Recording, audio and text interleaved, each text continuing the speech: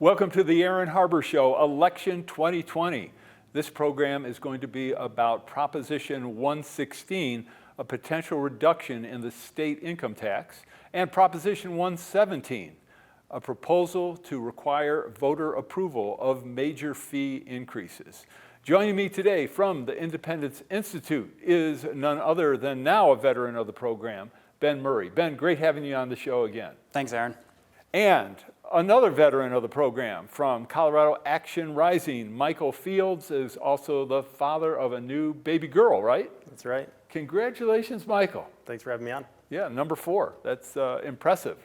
And from the Bell Policy Center, the president of the Bell Policy Center, and yet another veteran of the program, Scott Wasserman. Scott, great seeing you. Great to be here. And last but not least, the executive director of the Colorado Fiscal Institute. And yes, another veteran of the program, Carol Hedges. Carol, always a delight. Thanks, Aaron. It's a pleasure to be here. All right, let's talk about 116 first. Michael, I'm going to start off with you. What will 116 do? So 116 would have an income tax cut from the 4.63% that we have right now to 4.55%. So it would be about $150 million tax cut for every Coloradan.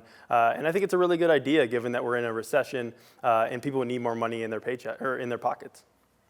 All right. And Ben, why do you think this is a good idea? I mean, that seems like a tiny amount. What does it work out per person? How much does the average person save? It depends on how you look at it. Legislative Council in the Blue Book said about $40 for an average Coloradan. For a typical Colorado household, the total impact for them will be about $130 a year. But the reason why we need something like this right now, first of all, we wanted to come up with something that would be an equal tax cut for all Coloradans. And a lot of our taxes wouldn't do that. But the Colorado income tax is something that anybody who earns income is subject to. And it's something that we could use to really help all Colorado families during this time. And this is something that Governor Polis campaigned on. He campaigned on lowering the Colorado income tax. He's supported this measure, and we just think it'd be a really, really good thing for families and businesses right now, especially given the adverse effects that people are going through with the coronavirus. All right, now correct me if I'm wrong. I know that Governor Polis supported, one of his initiatives was to reduce the state income tax, but my recollection, and you should correct me if I'm wrong, is that he wanted to do that in conjunction with closing some tax loopholes, so there'd be a net zero effect. But this proposal doesn't close any loopholes. Am I right about that, or am I wrong? So that's right. That is what Governor Polis said, and that's his preference. Now, he said that he still thinks this measure is a good thing, particularly because of what's happened with COVID, that we need the relief right now. But keep in mind that the legislature this session did close some loopholes. Now, I don't think it was great policy, but that's all compromises. Not every party is happy if it's a good compromise. And with Senate Bill 1420, the legislature did in fact bring in new revenues for the state government by closing some of the CARES Act provisions, as well as abolishing the 20% pass-through deduction. All right. And Scott, why is this such a bad idea? Well, I mean, I think when voters look at Proposition 116, they should look at the ballot language, and instead of the way it currently reads, consider Proposition 116 if it read, shall Colorado's legislature cut schools, human services, and roads in order to pay for an $800 tax cut for millionaires and a $40 tax cut for most Coloradans. I think if most Coloradans saw that, they would vote no. The bottom line is that this comes at an expense, and it's very likely that something like full-day kindergarten, which ironically was something that Jared Polis worked very hard to pass, may likely be cut if the legislature is forced to remove $160 million, more than the $1.3 billion that they currently have to cut going into next year. So one of the really interesting aspects of this, and Ben and Michael, I'd be interested in your response, is clearly when you go from 4.63 or whatever it is to 4.55%, for most people that's negligible. We're in the middle of a pandemic, and we're asking more of state government. I mean, we're asking more medically, we're asking for testing, we're asking for how do we do things remotely. With those increased expenses, why do you think it makes sense to have a tax cut that for most people is really going to be marginal? Not that $40 isn't something we all would like to have in our pocket, but doesn't this illustrate the concept that a small amount of money from each of us can end up being a fairly large pot of money to do certain things? All right, you're laughing at me, Michael. You get first shot at me. I'm not laughing. I think, yes, a small amount of money can add up to the $30 billion budget that we have right now. Look, we are in the middle of a recession. Families are struggling. People are, without work in some cases. But I think this is a good idea given the fact that even the projections lately, so the legislature did have to cut a lot of the state budget in order to hit to balance the budget. But when you look at it, the last projections show that we are over $900 million more than projected. Next year, over $500 million. So this is just a small piece of that $500 million for next year that could go back into people's pockets. And so I think you look at it, we do need government revenue to come back, but in order to do that, we need our economy to come back first. And so that means keeping some of that money in the private sector. So, Carol, why is this a bad idea? Well, Aaron, I think it's a bad idea for so many reasons, but I'm going to start with when you find yourself in a hole, you got to stop digging. And that's the problem that we're in right now. We have made huge cuts in public services, things that you mentioned that we really needed to bolster, not cut during a recession. And this is a way that will give the average taxpayer 71 additional cents a week to invest in the economy while taking away salaries for teachers, for Colorado Department of Transportation employees, for folks who are providing health care at nursing homes, the things that we buy with Medicaid. It just doesn't make any sense. If we want our economy to be strong, it doesn't help us by taking away the one source of relatively stable money coming in to communities right now, and that is investments in the things that make our community strong, public investments. So, I'm really interested in this concept, and Ben, I'd like your reaction that clearly many of us, if not almost all of us, don't like paying taxes. And if we're given a chance to lower our taxes, the odds are pretty high. We're going to say, yeah, lower my taxes, I'll take it. But at the same time, we often want government to do a lot of things. We want decently paved roads, which I would argue in Colorado isn't the case. We want good schools for our kids. We want medical care. We want to help the homeless and all that. How do you reconcile that? I'd be really interested in how do we fund those types of objectives? And I don't mean to fund a Christmas list, and I don't mean that we should fund every great idea. But how do we fund even those basic services if it's so easy to cut taxes? Sure. I mean, there's no question that the government has a proper role to play to serve the common good, and let's look at that, right? We saw from folks on the other side of this issue that the threat that if we cut taxes by just a little bit, we're gonna ruin our schools and our roads and our healthcare system. And it's interesting to me, Proposition 116 doesn't say we're going to cut any of those things.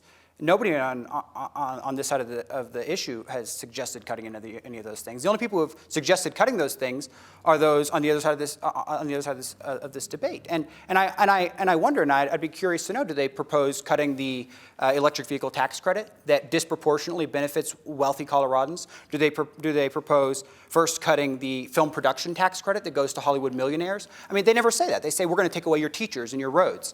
I think it's a little preposterous. I mean, let's look at it. The fact of the matter is we're not really cutting anything at all, and the state has no problem getting more revenue when they want some. Let's just take one example. The Tax Cuts and Jobs Act, the Trump tax cuts passed in 2017, went into effect for tax year 2018. Those are going to generate $5 billion over the next 10 years, or 10 years from when the law went into effect, that the Colorado state government didn't have in their pre-TCJA budget projections at all. And the economy is doing very well. The state was well funded. Sure, it'd be great to have. It's always good to have more money to do more things. I'd love for my household to have more money to go buy a Ferrari. I could always find a use for more money. But we were on a healthy trajectory in 2017 when that law passed, and we got this influx of new revenue. Wouldn't it have been nice if the government had done what any family would do, is go and say, hey, look, we didn't expect to have this money. We were on a good trajectory without it. Let's put it away for a rainy day. If they had done that, we wouldn't be struggling so much right now with COVID. But they didn't do that. Instead, what they did is they took all that new money that came in because of the Tax Cuts and Jobs Act, that $5 billion extra, and they just immediately spent it. And now they're going, oh, well, we just gosh, this $150 million tax cut, we just can't afford it. In other words, we can't afford to give you a little bit more of your own money back. The real distinction here between the other side and our side is we genuinely believe that Coloradans are better off when they're spending their own money. And the other side, it's an honest disagreement. The other side believes that you're better off when the government spends more of your money. All right, so I'm going to give Scott a chance to respond to that, but I want to get a couple quick clarifications. So, number one, the Trump tax cuts, the impact you're talking about is because the change in how much could be deducted for SALT for state and local taxes had a kind of perverse effect in Colorado, and Coloradans lost a lot of deductions that we otherwise would have had, and as a result, even though our federal income taxes may have gone down, our state income taxes actually went up. That's what you were referring to, right? That's exactly right. right. And the $5 billion figure, though, that's not an annual figure. That's over 10 years. So that would average to about $500 million a year. Okay. Our cut is about $154 million. All right, so I just wanted to be clear that we weren't getting a $5 billion a year windfall. Sorry, $500 million, did I say? All right, but still, $500 million is still a lot of money. So Scott, please. I don't recognize the state of Colorado that our friend Ben is describing. I think anyone who has lived in the state understands that one of the issues that we have struggled with mightily is how poorly we underfund our roads, how poorly we underfund our schools. We're 51st in the nation for teacher pay. All this while we supposedly have a great economy. And the reason for that is because we are notorious in this country for underfunding and unfairly funding our systems. Last year, the state legislature had to cut $3 billion out of a $13 billion general fund. That's 25%. And those cuts, by the way, included the Film Commission that the Independence Institute loves to talk about, a program that, by the way, doesn't even exceed $1.25 million. That program was cut last year. The choices that our legislators face are real. Next year, yes, we've seen better than expected revenue estimates. The reality is they're going to have to cut another $1.3 billion. We're not making these choices up. If you talk to your legislators, you'll quickly learn that the choices that they have to make are very hard. And in point of fact, the people that hurt the most when we cut government are the people having the most trouble affording life in the state of Colorado. So, and I also think it's worth pointing out that when you adjust for population inflation, which means if you only adjust for a state that has been growing in size, we are actually funding our state below the levels we were just prior to the Great Recession. Fact of the matter is, everyone in the state knows that we are not funding our priorities the way we should. What we're disagreeing about is how to do that. This measure is simply insult to injury, and the reality is that there are ways to raise dollars for the things we care about, roads and schools, and to also cut taxes for 97% of Coloradans. That's a fair tax system that taxes the wealthy and asks them to pay their fair share. What this does is, for really no reason whatsoever, give $800 to millionaires who will simply stock that money away, will be just fine with their Lexus lanes on I-70, while everybody else has to grapple with the cost of full-day kindergarten or paying higher property taxes because we have to get rid of the senior homestead property tax exemption. We're not making these choices up. This is a result of precisely this kinds of policy that has been on the ballot year after year, and it has led to a state of paradoxes where we have so-called the best economy in the country, but we're starving our schools and our roads. So, Carol, I'd be really interested. The average citizen, I think, and again, correct me if I'm wrong, if the state has to cut its budget by $3 billion, which it did, or if the state were to get an extra pool of money, multi-billions, which it got extra money, of course, from the federal government. My sense is, and I'm really interested in all four of your opinion before we go to Proposition 117. My sense is the average citizen doesn't see any effect or doesn't relate to that. So that if the budget's cut $3 billion, life goes on. If the budget gets $3 billion more, life goes on. Am I making any sense at all? Well, I think, Aaron, it really makes a difference on who you are. If you have a family member that's in a nursing home that's supported by Medicaid, when we cut funding, it does make a difference because there's fewer people to care for your kid or for your family member. If you have a child in school or you're a teacher or a professional in the school system, as we cut dollars, it does make a difference. It will mean that you pay more fees to get into your school. It means that you have to buy more things in order to enroll your kids. You start paying for other activities beyond simply classroom activities. I think you really hit on an important point, and I think it's the part that makes me the most troubled by 116. There is a sense that none of this is all nuance. It's all rounding error. It's all complication that we shouldn't have to trouble ourselves with. And by goodness, if we can't get by with $150 million less, how are we managing our system? Well, in reality, our legislature has increased the size of the savings account that they've put away because they've chosen to over the last several years, which is one of the reasons we didn't have to make quite as devastating a set of cuts this time around because of COVID. People lose contact with government services in some ways because they become seamless, because they happen in a way that completely makes sense. And if we have a choice to pay for it or not to pay for it, some people clearly would choose not to pay for it. And I think that's the people who are backing 116, the people who would choose not to pay. Bottom line, when you have health care, when you have transportation systems and clean water and clean air and parks, there has to be a source of revenue for that. And unfortunately, what 116 does is it goes right at the heart of that source of revenue and make it so that the people who have the least, who are having the most trouble making ends meet, are going to get the least, and the people with the most who are benefiting from the current economy will get the most. That just doesn't make any sense to me. All right, I don't want to forget Proposition 117. So Proposition 117, and Michael, I'm going to let you take it away, but for our viewers so they know, basically says that when the state wants to impose a new fee increase, the voters get to vote on that. So is that a fair summary, Michael? And tell me why this is a good idea. Yeah, so the Vote on Fees Initiative 117 basically says $100 million over the first 5 years, but you get to vote on big new state fees. This is something that we have our Taxpayers' Bill of Rights here. The part of it that's very popular is the part talking about voting on tax increases. And the legislature has decided to go around our Taxpayers' Bill of Rights and say we're going to raise hundreds of millions or billions of dollars in new fees, and you don't get to vote on it. And so what we wanted to do is say, you know what, this started out as a really good idea in Tabor, talking about the university system or the state park or the lottery, things that are user-based. And now it's on healthcare, health insurance, transportation. Our car registration fees are higher because of this. And so we wanted to just say, look, if it's a great idea, then go to voters, get their approval, and they'll implement it. Otherwise, you're not going to be able to do it if it's over $100 million. Okay, so over 100 million over 5 years. So an average, how is that calculated? Yeah, so basically it's projected or actual $100 million. And so what we wanted to do is make it a few years, given the fact that they could set up an enterprise, fund it at $0 the first year or 2 years, and then do $1 billion the third or fourth year.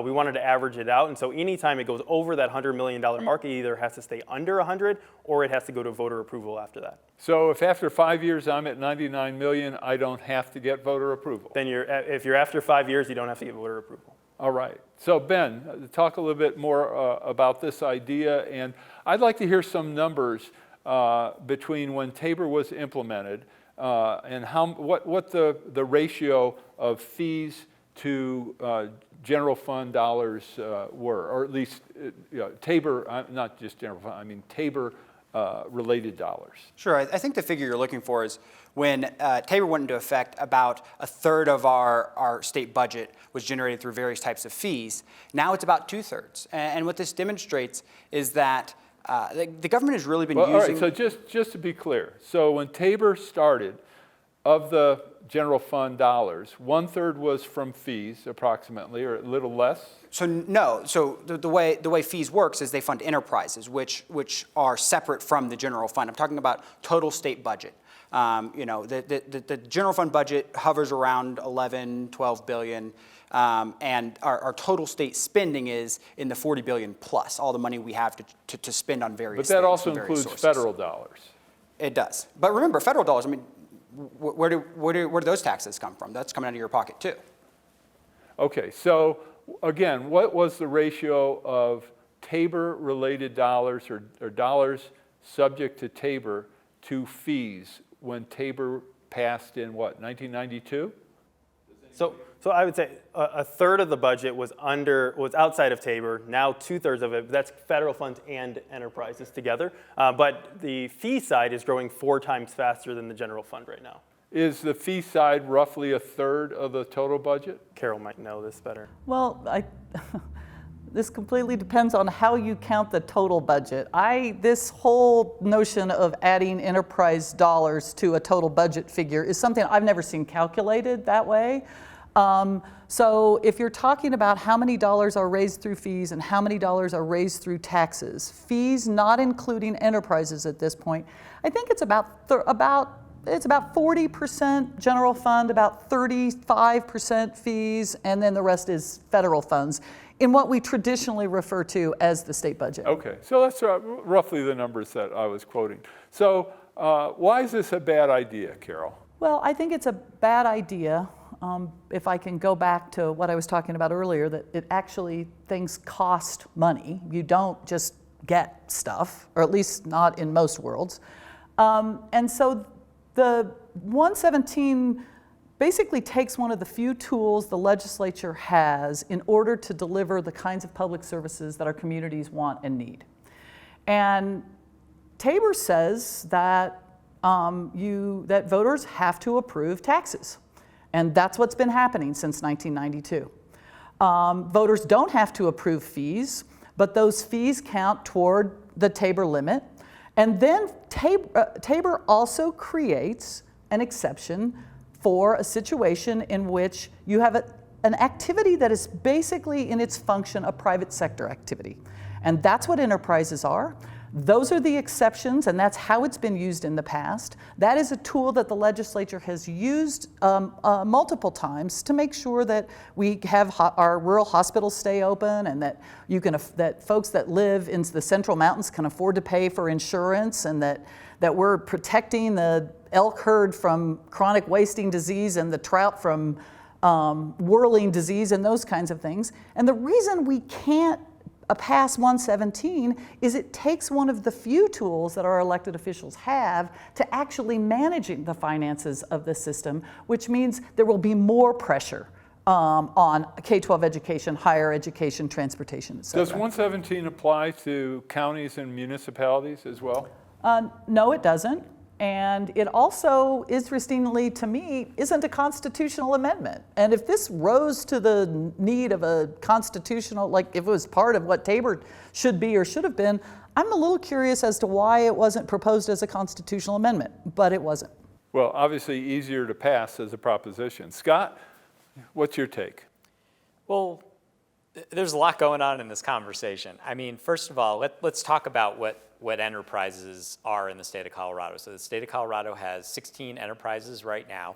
The biggest one, and I think the other side, is unfortunately distorting the issue when they talk about this rapid growth of enterprises, because $11 billion of the $18 billion in enterprise revenue that the state takes in comes from the tuition that students pay to public colleges in the state of Colorado.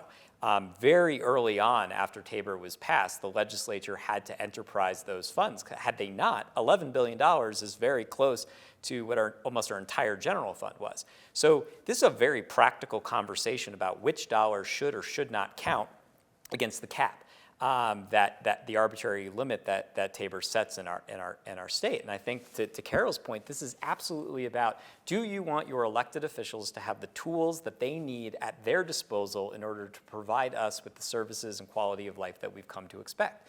And I think the other aspect of fees, and let's be clear, not every fee is an enterprise, all enterprises are fees, but that one didn't work. But the point is that not everyone pays fees, and that is how they are different than taxes. Great example is a very mundane enterprise that we have on the books called the Petroleum Storage Fund, right? So this is only for people that are engaging in the business of moving and storing petroleum, and they pay a user fee, and that user fee goes to the cleanup of neglected petroleum storage sites around the state.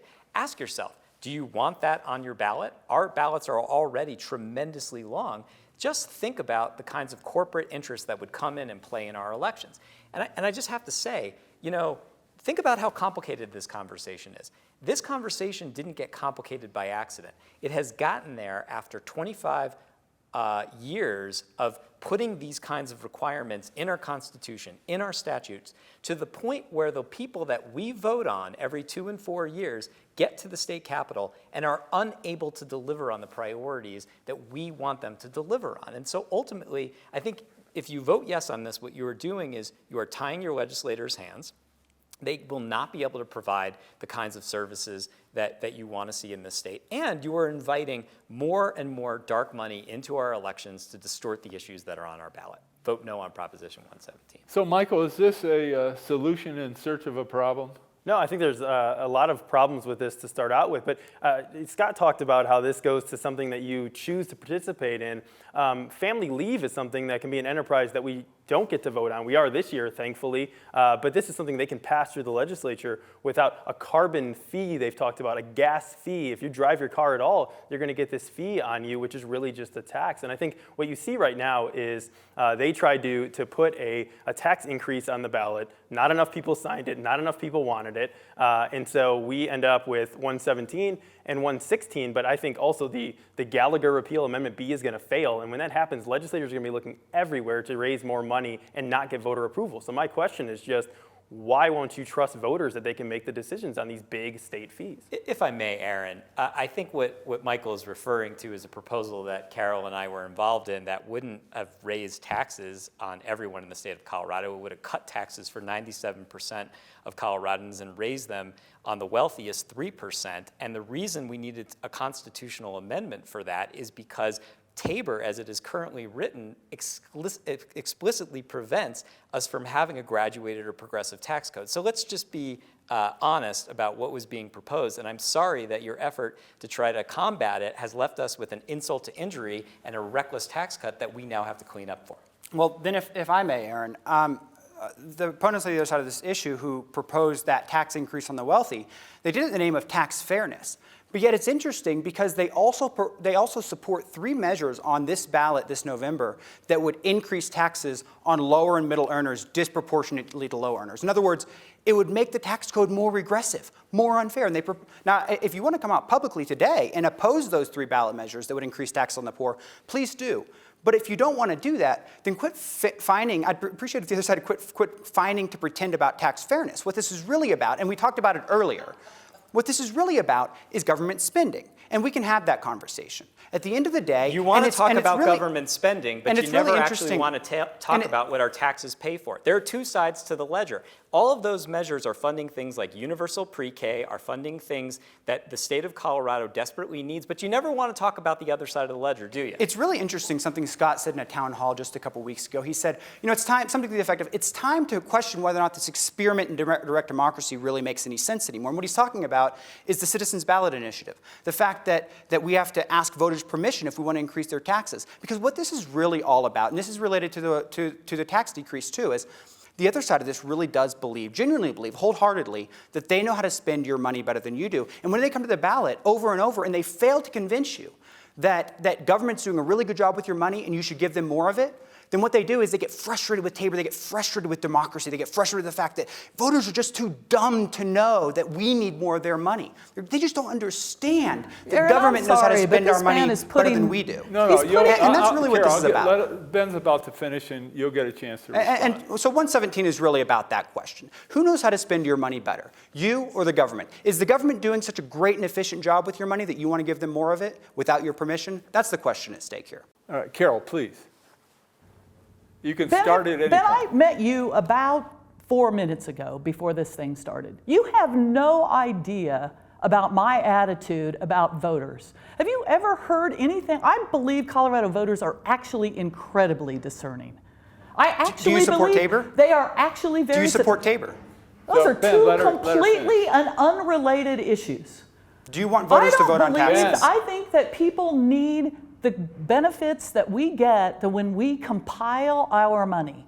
I think it is fundamentally wrong that higher income people in the state of Colorado contribute a smaller percentage of their income to supporting our communities than low income people do. Do you support the tax increases on the poor? You have no idea what my organization's positions are because you have clearly not read our work because you've misrepresented our position I've actually on read at your, least I've one actually, of them. I've actually read your report on tax And fairness, so and if- it was actually very well done, and it shows that our And tax if code you is would highly let regressive. me Let her finish, I would suggest to you that this is a conversation about investments in communities, not about the intelligence of voters. And I think that it is insulting of you to suggest that I or that any Colorado voter doesn't have the ability to make up their own mind based upon quality information of outcomes. So you And support that's Tabor? what we are trying to do here today. No, I do not support the Taxpayer Bill of Rights for a variety of reasons, and one of them I think is the one that Scott lifted up, and that is it is literally illegal in the state of Colorado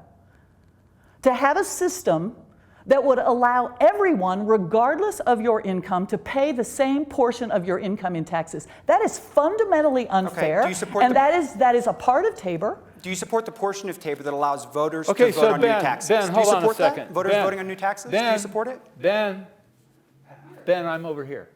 So if I ask you to let someone speak, let them speak. If I ask you to stop speaking, you need to stop speaking. Is that understood? Okay. No more questions for now, okay? The interruption started with No, Scott, by the I'm way. Let's saying just no remember that. more questions for now. Is that understood? Yes. All right, thank you.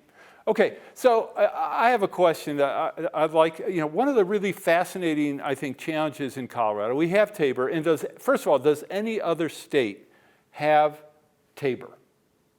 Does any other state require its voters to approve all tax increases? I'm just curious. No. So we're the only state that does that. Okay. Clearly, Colorado has significant needs. Our roads are a joke in many places, especially in rural areas.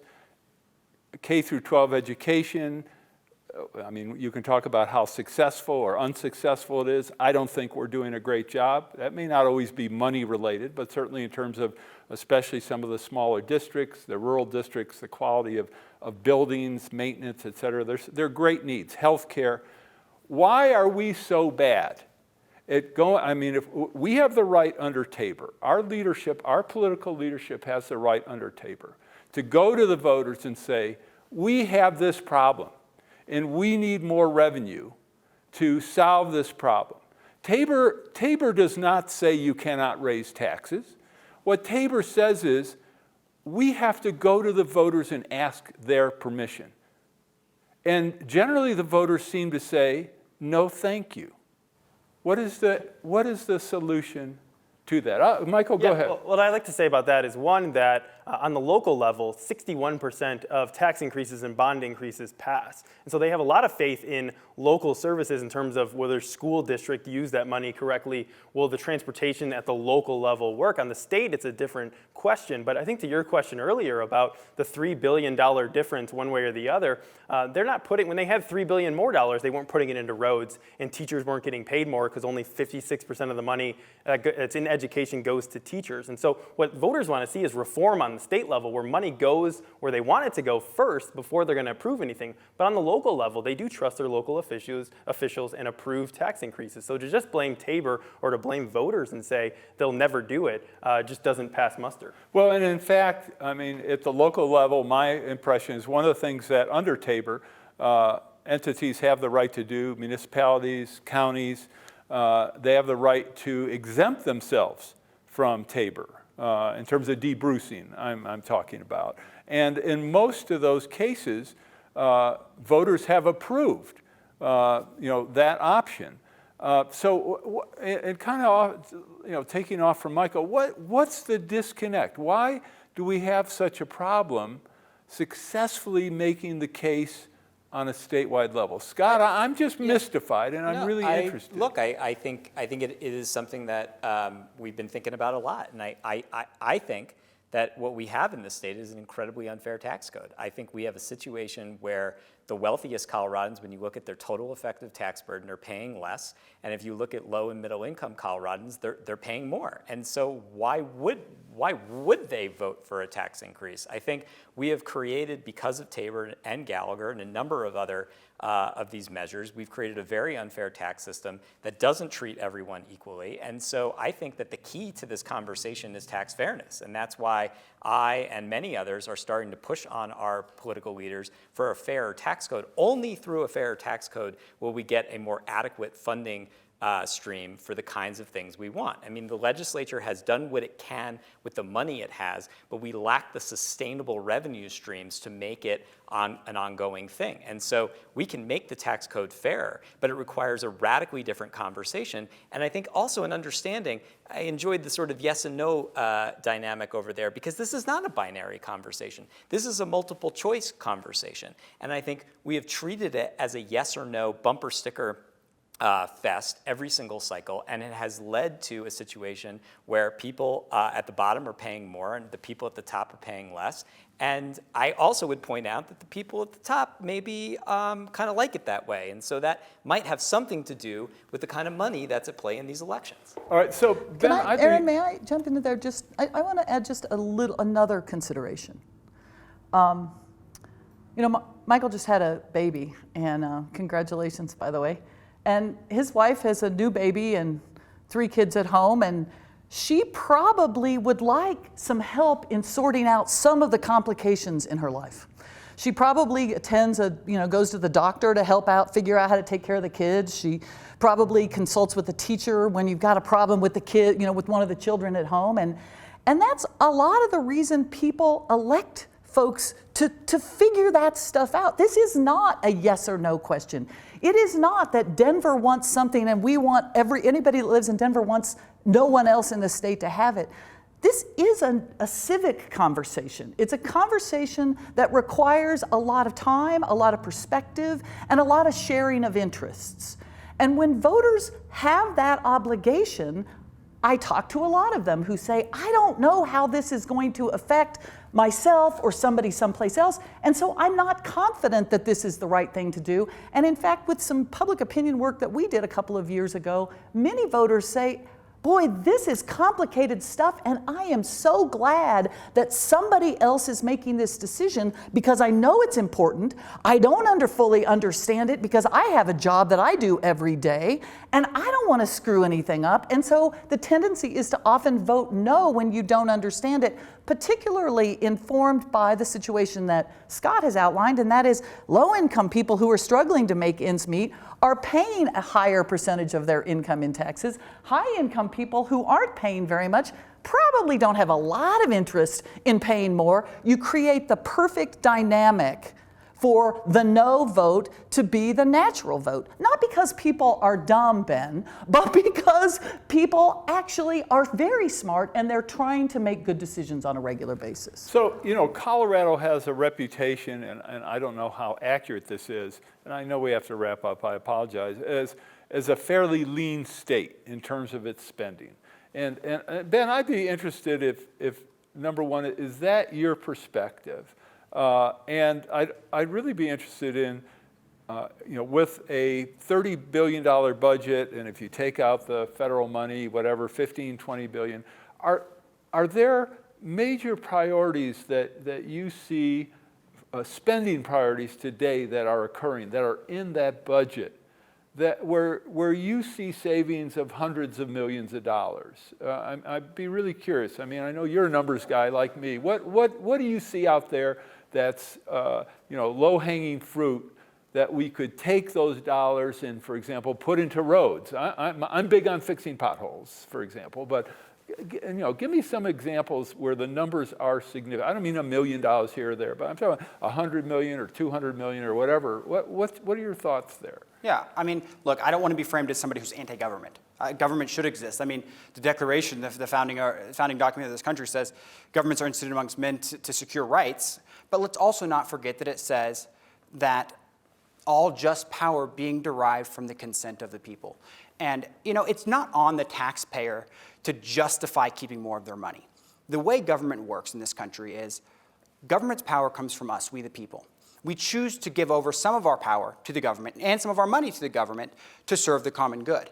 The people can look at government and go, okay, is the government doing this well? And if so, make the case to me that maybe you need some more, and I'd be happy to give you more. But right now in Colorado, and this is a good thing, see, I don't think people are stupid. I think 117 is a great thing because it gives people more choice. It puts power in the people, in the hands of the people. But it's the government's job. It's not the taxpayer's job to justify ourselves to the government. Oh, I need to pay for my own tax cut. I need to pay for keeping more of my money. No, it's the opposite. It's the government's job to come to us and justify to us and convince us that they need more of our money. And if they can do that, that's great. There's a role for government. I think I already made that case.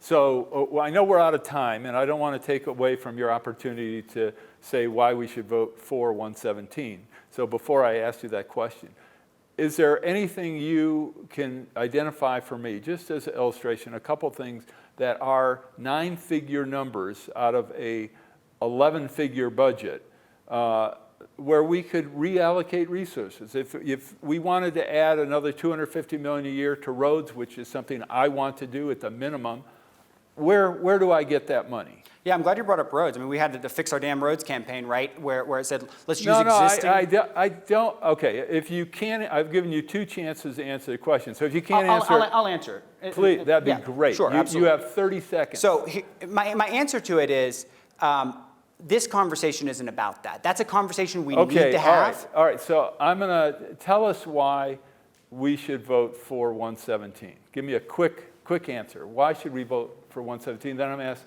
Michael to do the same. Over the last couple decades, the government has increasingly relied on enterprises and fees that aren't subject to voter approval in order to generate more revenue for the government. We believe that the government should be held accountable to the people, that people should be given the choice to vote in favor of or against new, effectively taxes that are going to take money out of the private economy and put it into the government. 117 gives people that right, and I think that's something that they deserve. All right, Michael, what would you like to add to that? If I'm a voter, tell me why I should vote for 117. Yeah, I just think the part of Tabor where we get to vote on tax increases is by far the most popular, overwhelming support in Colorado. And all this does is fix a loophole in the system that legislators have been trying to go around our Taxpayers' Bill of Rights, raise big fees, and I think people should have a say in that. And I think it's just as simple as that, voting on big new state fees. All right, and Carol, why should a voter cast his or her ballot against 117?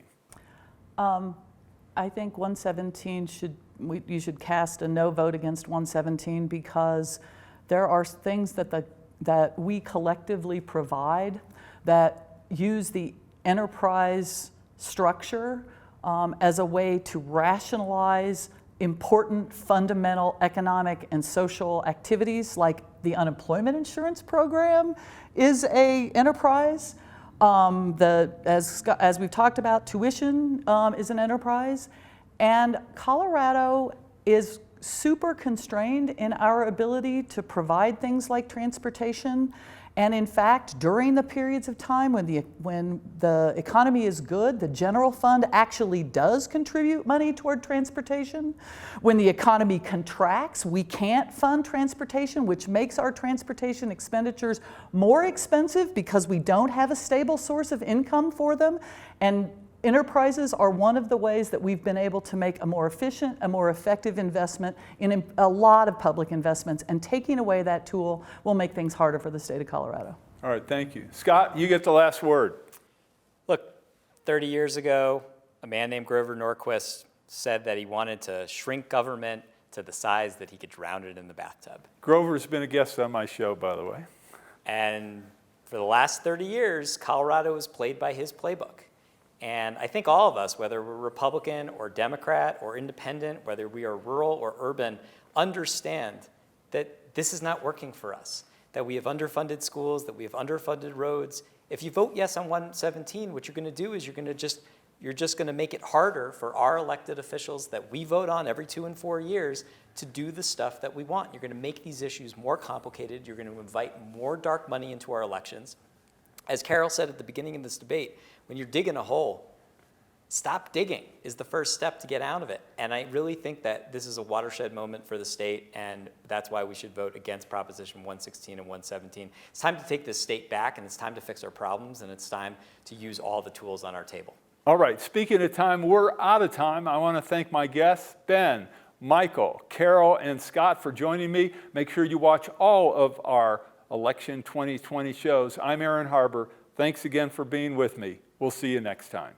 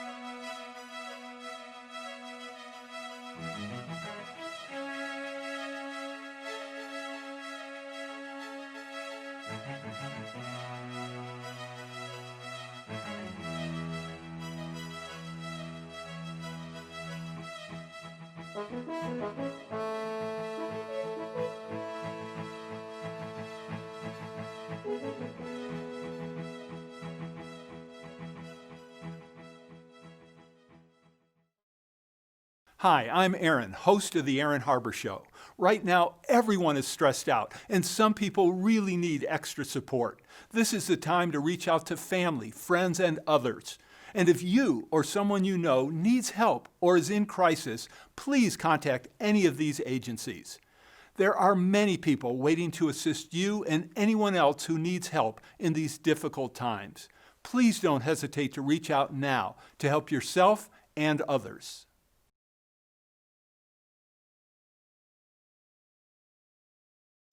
The Rex Al Broadcaster of the Year Award recognizes an individual who, through leadership, skill, and dedication, is advancing the broadcast industry in our state and our nation. Tonight, we honor Aaron Harber. Aaron has worked extensively in the media as a host, producer, political and economic commentator, and columnist. Today, the Aaron Harber Show is the focus of his media involvement. Aaron, it is a privilege to present you with the Rex Howell Broadcaster of the Year Award. Congratulations.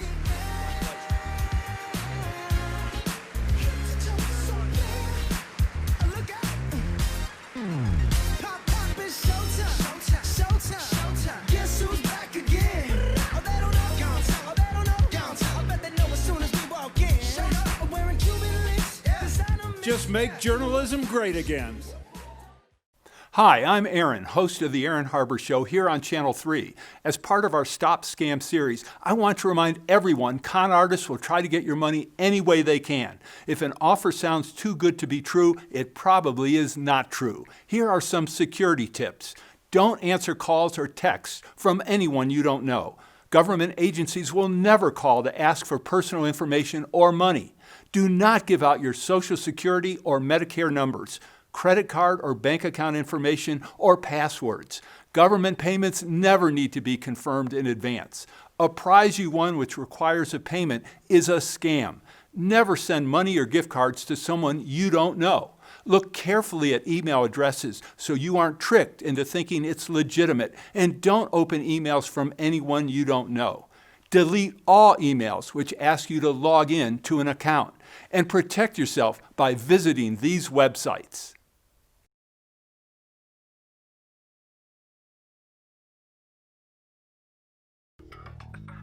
Hi, I'm Aaron Harber. The goal of my show is to inform viewers about a diverse range of topics, from our country's leadership to economic and tax policies to energy and environmental issues, with the participation of the most significant stakeholders in each arena. Our long-form approach gives each guest the time to fully speak his or her mind and gives the audience all the facts, allowing everyone to draw their own conclusions. Thank God you do your homework, and just doing what you do is enough to begin to let them know what's happening. I strive to bring together guests with perspectives from across the entire political spectrum to promote problem resolution through civil discourse. Keith Olbermann and Glenn Beck and Rush Babe. frightening people and using emotion, fear, guilt, and racism. What a bunch, from the right and the left. I've personally experienced our democratic system from the inside, and I use my knowledge and expertise on the show to get clarification of major points and expand the discussion to ensure my audience gets the uncut truth. What is this bigotry against a third-party candidate? Do the two parties own all the voters and everyone else should shut up and stand in line? We were on the campus together at Princeton University. Her Majesty does not look any different than she did in those days, and I wish I could say the same about myself. I'm an ardent supporter of transparency in government and strive to play an active role in bringing out all the facts related to our nation's most challenging issues. One of the things I've learned in life, and you certainly have learned from doing your show, is you got smart people, but they're torn apart, they're polarized. You get into a media environment where it's not things like your show, but the shout shows on talk radio or cable TV, in which there's just this tendency to score political points and be polarized. Since my days in national talk radio, I've upheld a tradition of being truly nonpartisan, something which seems rare on the airwaves today. Depending on your point of view, a decision of the Supreme Court might be the wrong one. I've also found my guests talk to others involved in our nation's leadership, and they have encouraged them to come on the program as well. We are not final because we're infallible. We are infallible because we're final. Now, no one knows what that means. But it sounds good. I know, but what it sounds means is we do not have the last word because we are so brilliant. We are, of course, brilliant, but only in the sense that somebody has to have the last word. It's the focus on issues rather than personal attacks that makes guests comfortable and gives them the chance to tell their entire story. I simply let guests explain their perspective completely, then dig deeper for the audience by drawing from my own knowledge and experience. Democracy succeeds when you're giving more and more things to people, but the years ahead, we're going to have to ask more of them in taxes and expect less from government. There doesn't seem to be anyone in either party that has any kind of appetite for asking more of people tax-wise. Am I wrong about that? No, you're probably right, and that's a flaw in democracy. Thanks for taking the time to check out the show. I hope this has been helpful in illustrating the nation's need for a balanced, nonpartisan program to shed light on today's issues. For more information, please go to www.harbertv.com or email producer@harbertv.com. And thanks for watching.